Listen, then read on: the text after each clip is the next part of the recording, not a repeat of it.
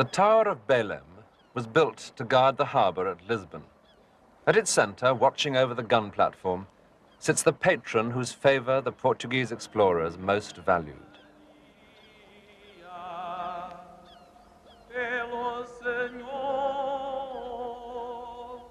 The Virgin Mary's fortified gun tower was built when mastery of the sea had made Portugal rich and confident.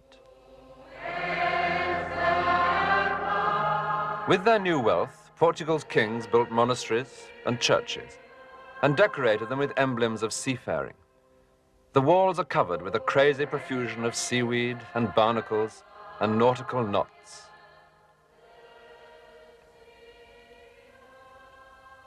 Strange decoration for a church. Even stranger, scientific instruments now began to appear in about 1500 on religious buildings. In recent years, navigation had improved rapidly, and ships were being built which for the first time could sail into the wind and ride out the ocean storms. Man suddenly thought he knew where he was going, and he even had a chance of getting there. In a space of less than 5 years, his idea of the planet he lived on was to alter radically. With their new skills, the explorers would not only import the spices and the gold, but would also export Christianity. This great stone ship, a modern monument to the Portuguese explorers, stands proudly on the shore at Lisbon from which they once set sail. On board are the soldiers, merchants, and adventurers, and on even the most dangerous expedition, the priests, sailing in what was to lead to the greatest and most profitable expansion of the Roman Catholic Church. Anyone alive in Europe in the 1480s was about to hear two pieces of news in rapid succession, which were as startling then as the first landing on the moon to us. At that time, this was the whole known world. To the west, nothing but sea stretching to unknown distances. And to the east, the difficult and dangerous landmass on the long route towards China. But in 1488, a Portuguese ship sailed down the west coast of Africa and then continued on round the southern tip, round the Cape of Good Hope. And suddenly there was a new hope, a new easy sea route to the east, with its rich spices for the merchants and its infidels that the priests might convert to Christ. And then 4 years later, there was an even more astonishing event. A ship sailed, on this occasion from Spain, with Columbus as its captain, into the unknown seas. On this map, one is tempted to coin a phrase. It may look a few small steps for a man, but it was one big step for mankind. Or at any rate, for the European and Christian part of mankind. The Indians who are living here already may not have been quite so pleased. The discovery of America shifted the advantage of the times from the Portuguese, who had sailed mainly east, and gave it to the Spanish. They sailed west with the familiar mixed motives, idealism and greed, a fact proudly acknowledged by the greatest of Spain's conquistadors, Cortés. I'm embarking upon a great and beautiful enterprise, which will be famous in times to come, because I know in my heart that we shall take vast and wealthy lands. I need hardly mention how pleasing it will be to God our Lord, for love of whom I have willingly offered my toil. But ahead of Cortés and the Virgin Mary, 7,000 miles away over the sea, was a land the very existence of which was still unknown to Europeans. In Mexico, there was a culture more ancient even than Christianity. Here, other gods ruled the universe, among them Xochipilli, lord of the flowers. Xochipilli was a cheerful god, and Mexicans still enjoy an afternoon among the flowers at the very site where he was worshipped.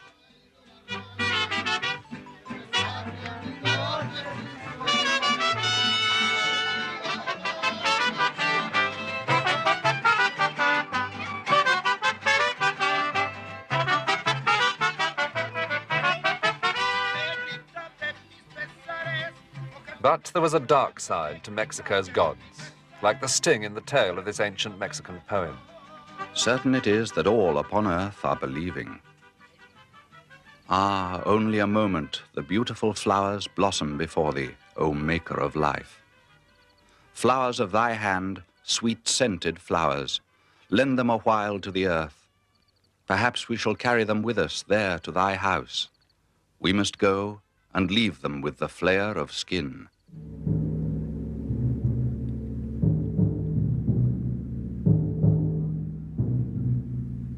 In the harsh landscape of ancient Mexico, the flare of skin was very much at home. This was a world which was kept in balance only with the help of more than 40 gods. Deep in the center of the country was the birthplace of the gods, the first great temple city of Mexico, Teotihuacan, which means City of the Gods. This was a busy and important place 20 centuries ago, at the time of Christ. Its two chief monuments are the Pyramid of the Moon and the even more massive Pyramid of the Sun. It was believed that the gods had created the sun here, but the sun refused to move. It needed blood, and so the gods gave it their own. At that stage in Mexico, the blood of the gods was enough to keep the sun going, to bring him up each dawn after the dark night. That pleasant theory was good enough for Teotihuacan, which seems to have been a peaceful place. But this city fell to tribes with more violent ideas, and eventually the whole of central Mexico was in the hands of the Aztecs, and they believed in a more literal method of supplying the sun's needs. The Aztecs offered the sun men's hearts. Now only human blood would get him up in the morning.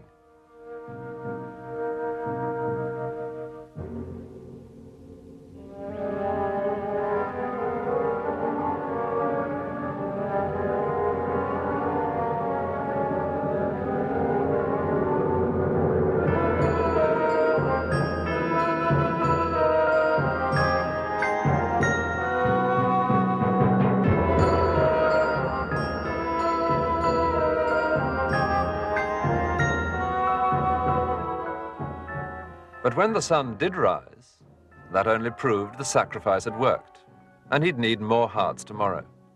And so the vicious circle continued. In 1 year of bad omens, 1487, more than 80,000 human hearts were needed and obtained to keep the sun going and to make him strong.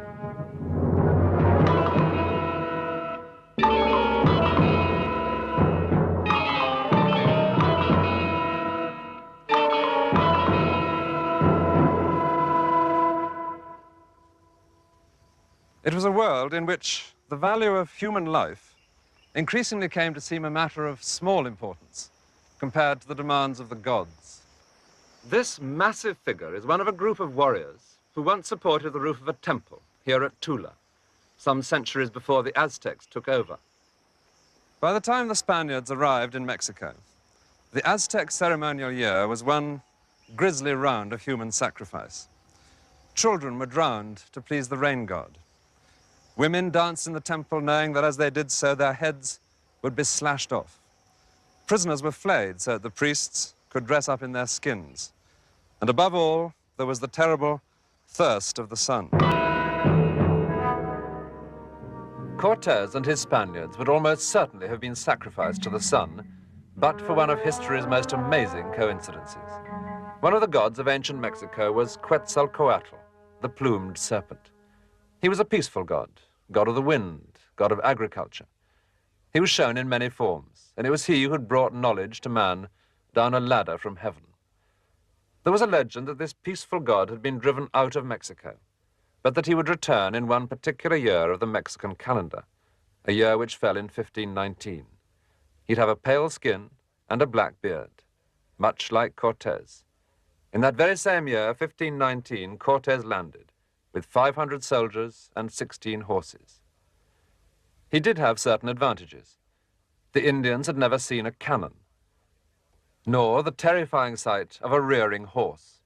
But these weapons would have been useless against the army of many thousands that the Aztec emperor Moctezuma might have sent against the Spaniards. Instead, he sent Cortes presents, and he'd given his men careful instructions. If it is really Quetzalcoatl, greet him on my behalf and give him these gifts. Provide him also with all kinds of food, cooked birds and game and fruit. Notice very carefully whether he eats or not. If he eats and drinks, he is surely Quetzalcoatl, and this will show that he is familiar with the foods of this land. that he ate them once and has come back to savor them again. For the first time, the Europeans tasted Turkey. They set to with gusto. Clearly, Quetzalcoatl had returned. But he, or Cortes, kept marching on towards Moctezuma's palace, on the site of what is now Mexico City. On the long march inland, Cortes had won many allies, other Indian tribes who resented the fierce rule of the Aztecs. But whatever the impression given by heroic Spanish paintings, Mexico was won not by pitched battles, but by trickery, carried through admittedly with amazing courage, and helped by the indecision of Moctezuma himself, who thought he might be dealing with a god. Moctezuma invited the Spaniards into his city. Cortes saw his chance. He took the emperor prisoner in his own palace and ruled through him as a puppet king. There was continual danger of violence. Moctezuma himself died during a riot. But within 2 years, the small group of Spaniards had won control over this vast country. And now it was the turn of the priests. Cortes's own chaplain described later how their work was first made possible by the success of the soldiers. Truth to tell, it is war and warriors that really persuade the Indians to give up their idols, their bestial rites and abominable sacrifices, and only then do they, of their own free will and consent, more quickly receive, listen to, and believe our preachers and accept the gospel and baptism, which is what Christianity and the faith consist of.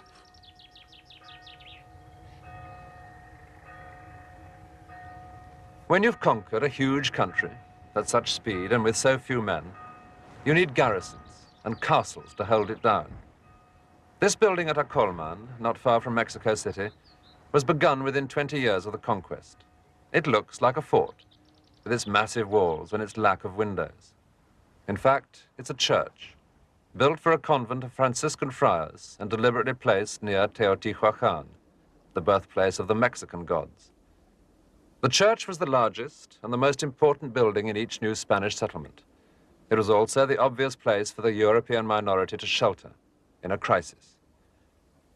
The richly ornamented west front could be anywhere in Spain, except for the roofline, which reflects the possibility of an uprising here at Acolman. It was designed so that cannon could peep out from between the battlements. In the end, no shot was fired. It wasn't needed because the spiritual conquest of Mexico had been almost as rapid as the military one. In no time at all, the priests were baptizing Indians in vast numbers. One friar even claimed 200,000 baptisms to his own hand. 14,000 of them, he said, in a single day. Admittedly, the Indians may often have been baffled by much of what they were being taught. To give an extreme example, there was one friar who spoke no local language, but who traveled from village to village exhibiting large paintings of heaven and of hell. To add to the cautionary effect of hell, he had with him a portable oven in which he roasted live cats and dogs. Their cries, he considered, would have a very moral effect, and no doubt his audience was riveted. But there were many friars who did make considerable efforts to try and understand the local people and their local ways. In order to do so, they learnt their languages. They even tried as far as possible to join in an Indian way of life, so as to bring Christ more fully home to his new converts. Above all, they were eager to prove that Christianity was a gentle religion. But here they came up against one immediate problem: how to represent the crucifixion. The new god that the Spaniards brought with them showed every sign of being a sacrificial victim.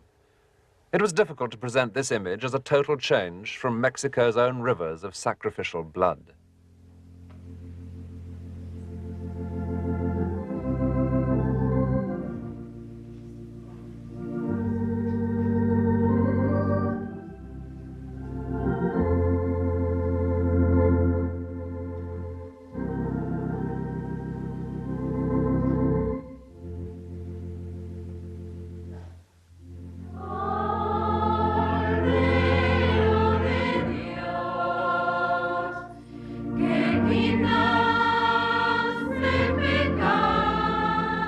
The newly baptized Indians would often hide statues of their own gods behind the altar.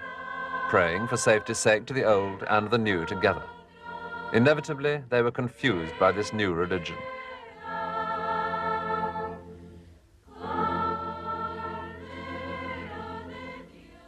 But the friars gradually made progress. Sometimes they used catechisms to explain the faith, done in cartoon form, with words from the Indians' own language. And with a Christian God appearing rather strangely as a friendly snowman.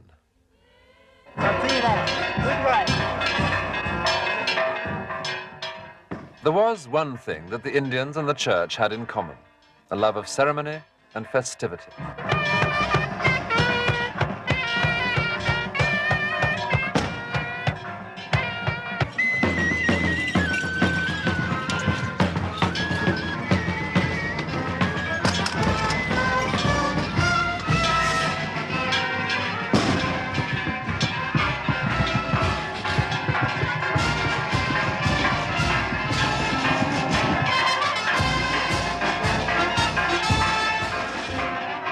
The Aztec year had been full of popular festivals. The friars replaced them very successfully with Christian alternatives. The very theme of heathens being converted by Christians provided one of the best loved of the new festivals.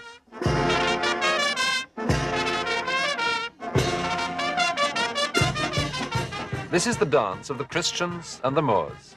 On the left, the Christians. On the right, the Moors. It was popular in old Spain, where it celebrated the Spaniards driving out the Muslims. The friars brought it to the Indian villages in Mexico. It celebrated the defeat of that wicked pagan figure Muhammad. So the Indians were dancing, by implication, their own defeat at the hands of the Christian conquistadors.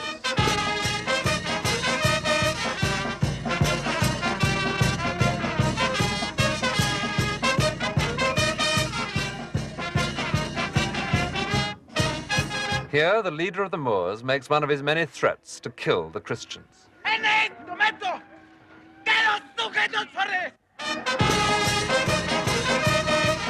But by the end of the day, the Moorish leader will have succumbed to the Christians.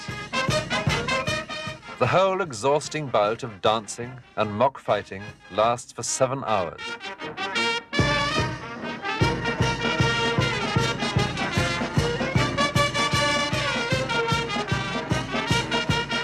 When the dance is finally over, the Moors will have all been baptized by the Christians.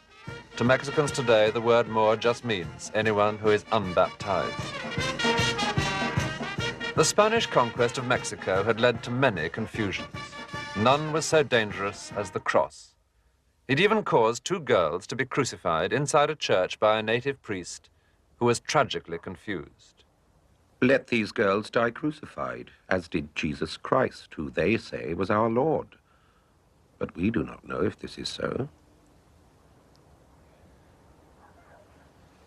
So as to be certain that the Indians could not see the crucified Christ as their own sort of human sacrifice, the clergy in Mexico came up with a remarkable solution.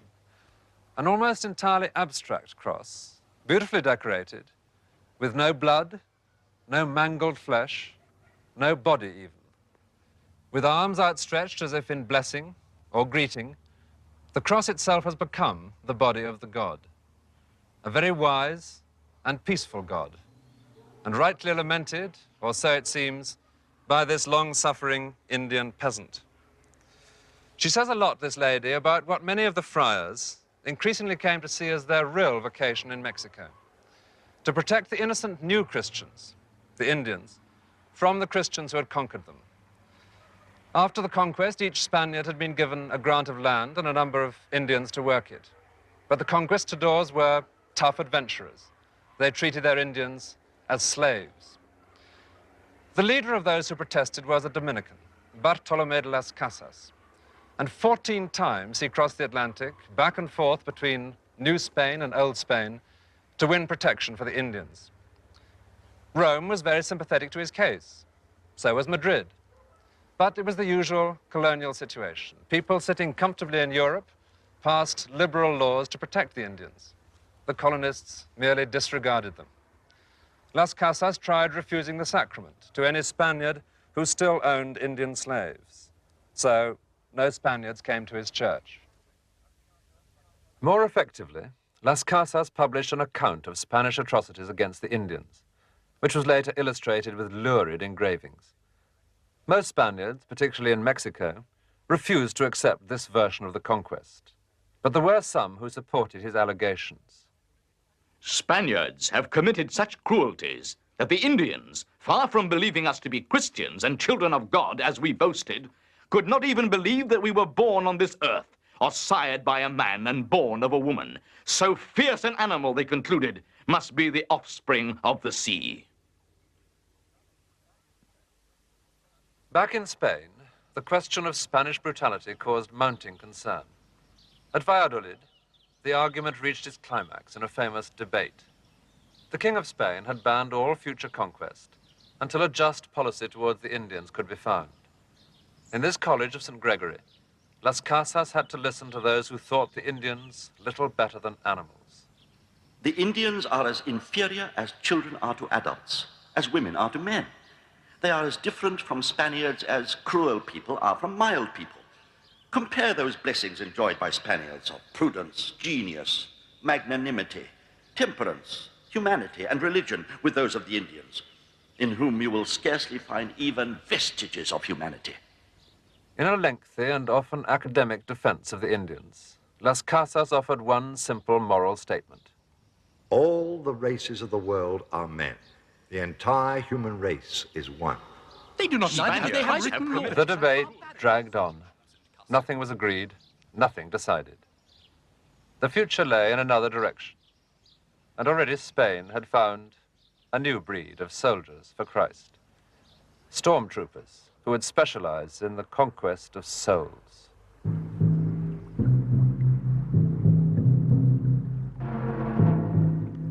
They were the Jesuits who would spread the Catholic faith by argument. Rome had been winning souls in Latin America, but she'd been losing them in Europe to Luther and the Reformation. The Jesuits became the spearhead of the Catholic response, the Counter-Reformation.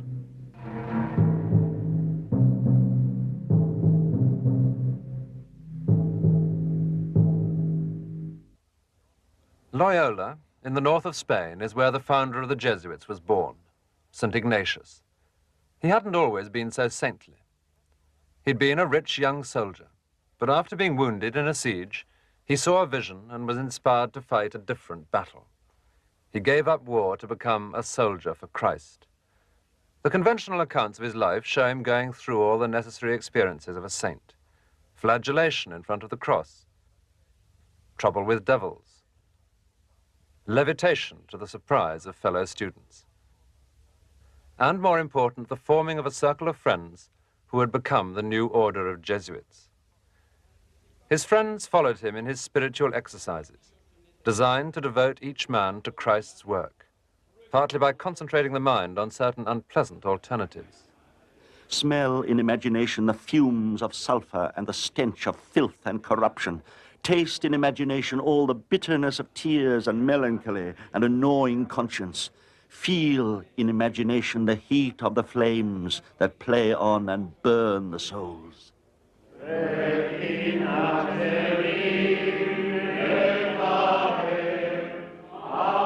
The Protestant reformers had recently found much to criticize in the Roman Catholic priesthood. The Jesuits were evidence of Catholic reform. Their almost military obedience was offered by Ignatius to the Pope himself. They were to be the Pope's own elite corps in the struggle for men's souls. The struggle became increasingly bitter. A painting of the next century saw the contest for souls as a fishing competition. Many people had hoped that the two boats, Catholic and Protestant, might draw closer together now that both sides were interested in reform. Both, after all, shared one common task, getting the souls on board. And recently the Protestants seemed to have been rather better at that. But any hope of compromise was ended by the Catholics at the great Council of Trent, which established the idea of counter-reformation. From now on, a Catholic soul was made to seem as different from a Protestant one as could possibly be, and as self-confidently different as the new face of Rome herself. The new St. Peter's was begun in the immoral days of the Renaissance popes. It was to be completed in the strict Rome of the Counter-Reformation. Everyone, by now, was becoming indignant at the church's recent past. One of the young men joining the Jesuit order here in Rome did so when he discovered, to his horror, that he was the son of a priest, that he was the grandson of a bishop, and that both his mother and his grandmother were nuns. With such a background, reform acquires an exciting edge. Puritanism becomes unusually attractive, and Rome was fast becoming puritanical. The Vatican's naked statues had delighted both Michelangelo and the popes of the Renaissance, but now they had to be made decent, with old Adam's fig leaf, which they still wear today. Even Michelangelo's Pietà was criticized. Pietà? That inventor of obscenities, Michelangelo, is concerned only with art, not with piety. Catholic art was now going to concern itself with piety in the most schoolmasterly fashion. The Jesuits commissioned this sculpture in which every pretty detail carries its message. A cherub tears up the work of the Protestant reformer Zwingli. Martin Luther's books are crushed underfoot. Heresy is at its final gasp. The Vatican had recently set up a department for propagating the faith, in Latin, propaganda fidei, from which we get our modern word propaganda.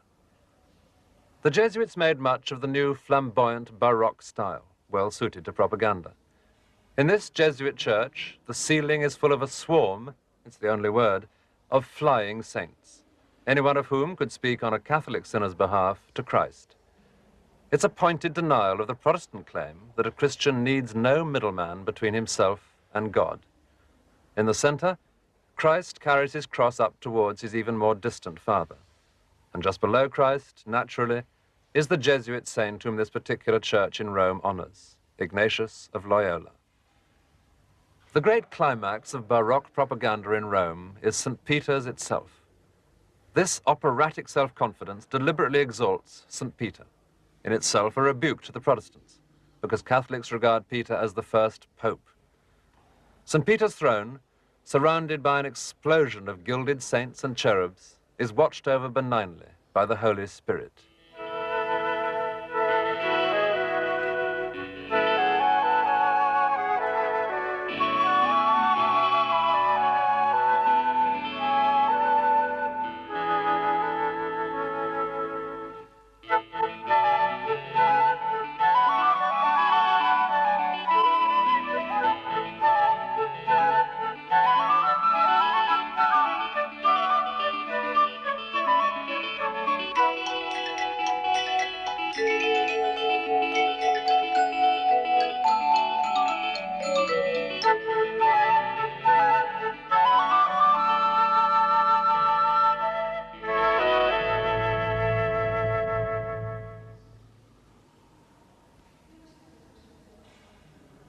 The elaborate tomb of St. Ignatius is in the earliest of the Jesuit churches in Rome, the Gesù. At its top, a cherub holds the world's largest piece of lapis lazuli, a semi-precious stone which is normally found in sizes more suitable for a ring or a brooch. It's shaped into a globe, announcing that the ambitions of the Jesuits were indeed global. To the side of the tomb, a sculpture spells out in more detail the message. A dusky king bows the knee to a lady with the lamp of Catholic truth. The man who led this part of the Jesuit effort, carrying the faith to places that were not yet Christian, was St. Francis Xavier. He'd been a friend of St. Ignatius ever since they were students together in Paris. And where Cortes had sailed west to spread Christianity by the sword, Xavier would now go east with nothing but persuasion as a weapon. He became known as El Conquistador de Animas, the conqueror of souls. In India, Jesuits were soon arguing with Muslim scholars at the court of the Indian emperor. Over the years, the Jesuits were much encouraged by the response of various emperors, but nothing came of it. The imperial interest in Christ had been partly, it turned out, in the hope of getting some Christian women for the harem. Things went rather better in Japan. For a while in the 16th century, these islands welcomed European missionaries along with the European merchants. The Japanese were much amused by the strange men who came from the sea, but they weren't unfriendly. After Xavier's own visit, he was able to claim 1,000 converts.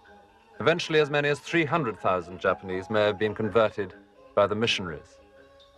It really seemed as if the saints and the Virgin Mary might begin to earn their Japanese features.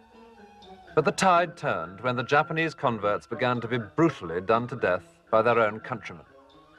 It was one of the very rare occasions since ancient Rome that Christians had been persecuted by anyone other than rival Christians.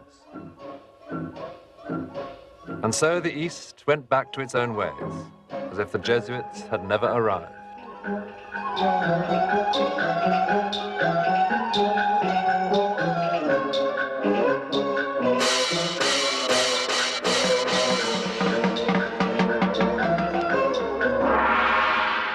Today, a mere handful of Christians in Asia are the only living result of all the Jesuit efforts in the East.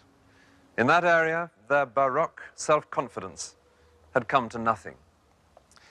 It's a sad irony, but one that's all too familiar in Christian history, that the message of love seems to be most quickly learnt when it is preached with the sword.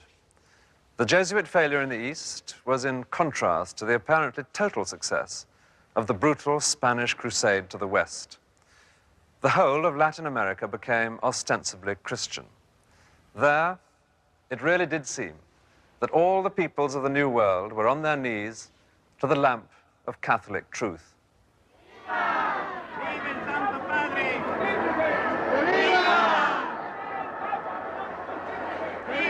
The Virgin of Guadalupe does indeed live in the hearts of millions of people. As a result of the Christian conquest, Latin America now accounts for more than 40% of all the Roman Catholics in the world. Today, the Virgin is to be seen in the open air for the first time for centuries. The Spanish filled in the Emperor Moctezuma's lake and built for the Virgin a church. For over 300 years, it has subsided, one of Moctezuma's slower revenges, until it's no longer a fitting home for Mexico's best-loved image.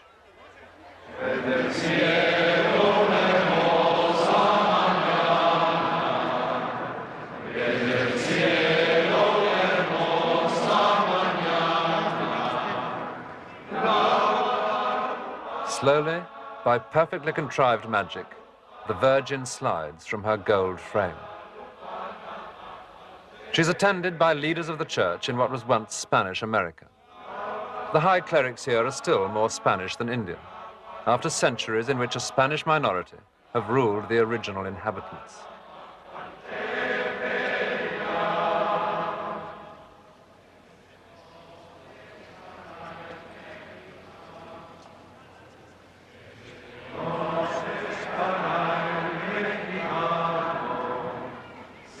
And yet, the Virgin Mother of God, whom the conquistadors brought with them, has always been not only accepted, but loved by all Mexicans. Even though, from the very first domination of millions of Indians by a handful of Europeans, race was inevitably a barrier, a dividing line. In the central or Aztec part of Mexico, the problem of race was solved by an early miracle. This hill, which now overlooks Mexico City, the hill of Guadalupe, had been sacred to a goddess Tonantzin, who herself was the Virgin Mother of several other gods. But in 1531, an Aztec convert to Christianity was up here when he saw a vision. A beautiful lady, dressed in rich clothes, appeared to him and told him in his own language that she was the Virgin Mary. And she added, and this was the essential detail, that she was one of his own kind. Well, he asked how he could prove that he had seen her, and she told him to gather all the flowers on his hilltop. He did so, he put them in his cloak, and he carried them to the local bishop. And when he came to tip them out of his cloak to the bishop, the miraculous image of the Virgin was found to be imprinted in the cloth.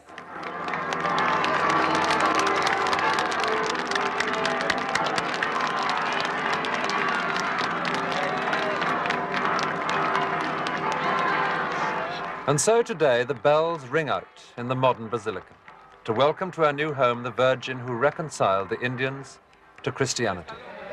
Because, as she said, she was one of their own kind, an Indian like themselves, the Aztec Virgin of Guadalupe.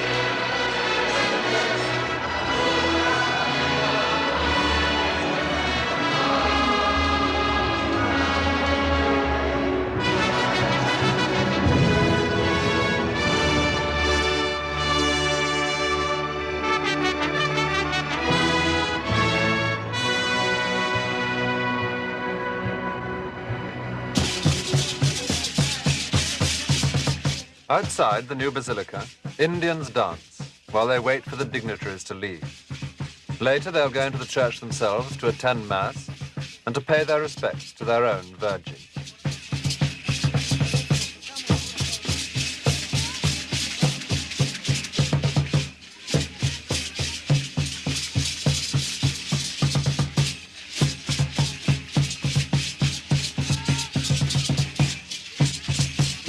These people descend from the Indians the Spaniards conquered, and their banner combines Christ with Tenochtitlan, the old Aztec name for Mexico City. At the time of the conquest, a group of Aztec Indians were taken by one of Cortes' lieutenants to work the land in the southernmost part of Mexico, in what is now Guatemala. In this greater isolation, the Indians were free to adapt Christianity. If you ask these people their religion, they'll tell you they're Christian. But this man is also a witch doctor.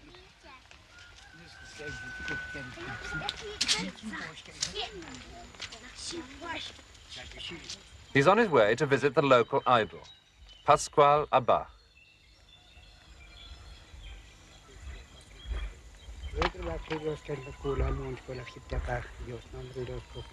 The idol stands on top of a hill above Chichicastenango.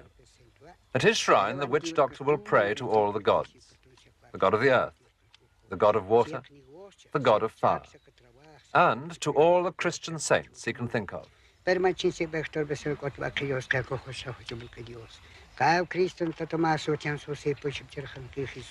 Señor San Juan, Señor San Pedro, San José, San Mercedes, San Catalina, sí, Pachuel, Rahmon, sí, Pachuel, Friras, Miros, Derbes, Amor, Pesca, Ay Dios, me llamo una cristiana, Dios, Ugen, Maxik, Beco, Carmon, Chocana, Camena, Poyar, Kichawapor, Guana, Cafatas, Cantas, the Bayo, Lachnila, Helsinki, Subcritic, Melatico, perdón, Señor. Don Pascual, Mont, Cab, Christ, Jesus, Santo Tomás, Utian, Susi, Bishop,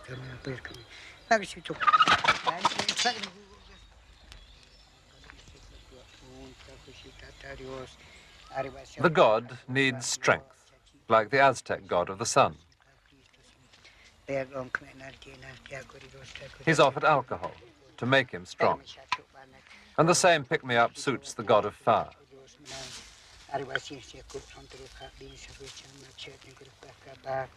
The whole hilltop is a sacred place, as near as you can get to the sky. From here, the smoke will carry prayers and messages up to the gods above. But Pascual Abaj is not satisfied with alcohol, with smoke, or mumbled prayers alone.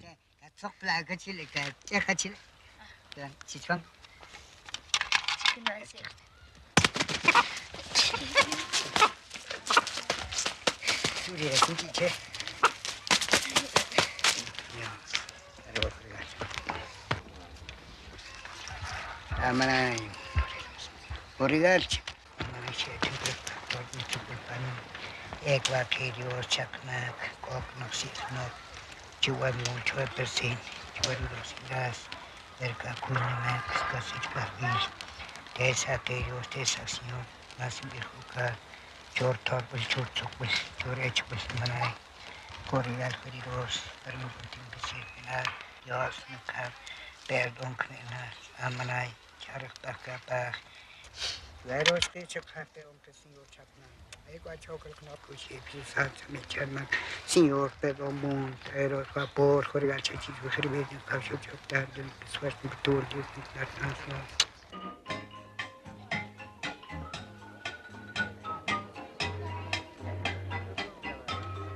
Below the hilltop shrine of Pascualabach, in the town of Chichicastenango, a god who has arrived more recently has taken up his residence.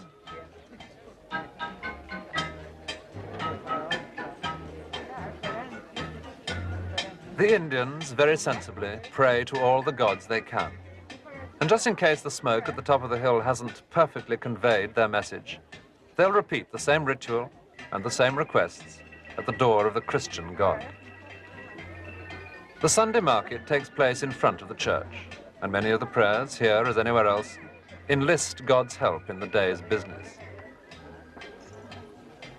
Christ, in his own church, is open to everyone. But the Indians have also taken him into the privacy of their own homes. Here the brotherhoods meet for Christian worship, to pray in private to their chosen saints, unseen by any outsiders, exclusively Indian.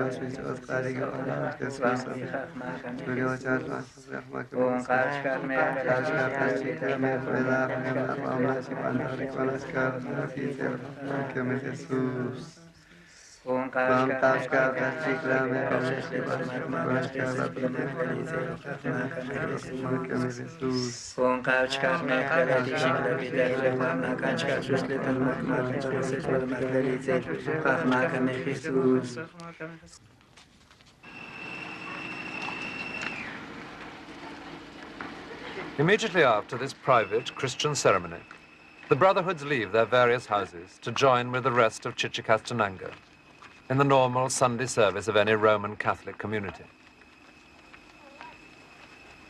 In church, they'll take part in the Mass, conducted by a priest from Spain.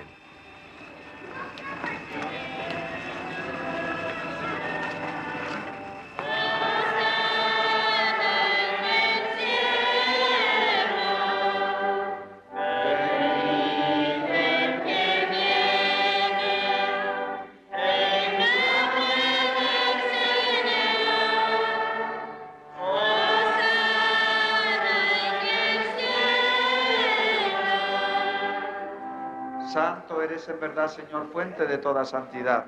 Santifica estos dones con la efusión de tu Espíritu, de manera que sean para nosotros cuerpo y sangre de Jesucristo nuestro Señor. No mires nuestros pecados, sino la fe de tu Iglesia, y conforme tu palabra concédele la paz y la unidad, tú que vives y reinas por los siglos de los siglos. Amén. La paz del Señor sea siempre con vosotros. Y con tu espíritu. Daos la paz como hermanos. La paz como hermanos.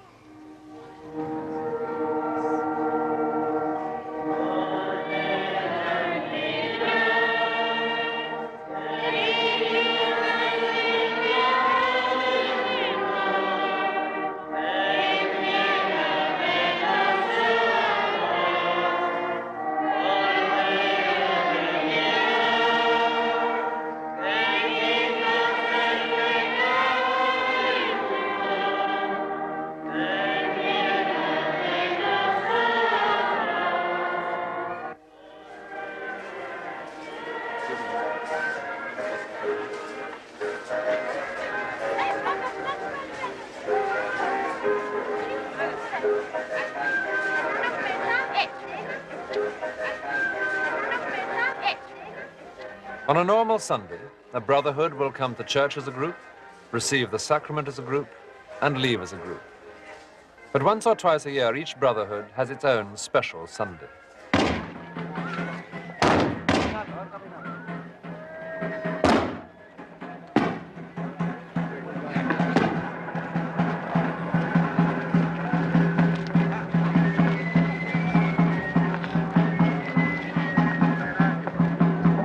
It's an occasion of great festivity, a rare day out for the saints, who are brought from the Brotherhood's own house to be blessed in the Catholic Church.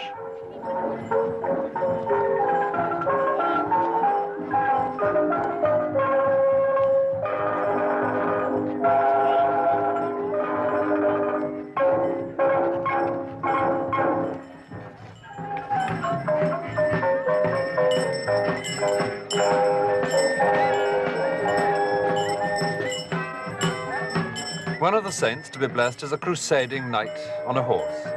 He's St. James, the patron saint of the Christians who drove the Moors from Spain.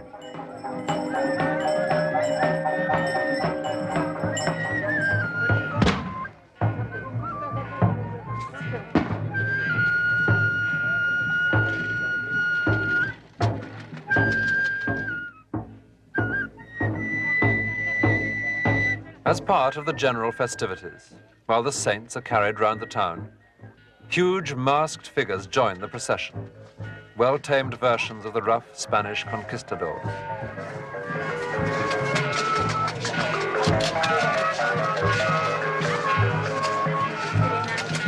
Here, in a pleasantly humorous form, are the pale faces and the beards of the men who brought to Latin America a new faith.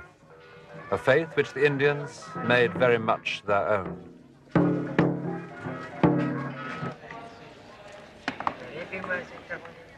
Every Sunday, the floor of the church becomes a blaze of candles after the Spanish priest has left. In small groups, the Indians return to carry on with their own prayers. To say a prayer and to light a candle is a familiar part of Catholic worship anywhere in the world. But here there are details which you won't find elsewhere. Small actions which need to be done in these Christian surroundings with a little caution. White flowers are sometimes used to wish disaster to an enemy. If so, a dash of alcohol can only improve the curse. Hardly a proper subject, it might be thought, for a prayer in a Christian church. But in a place like Latin America, it's difficult for the conquest of men's souls to be as complete as the conquest of their bodies.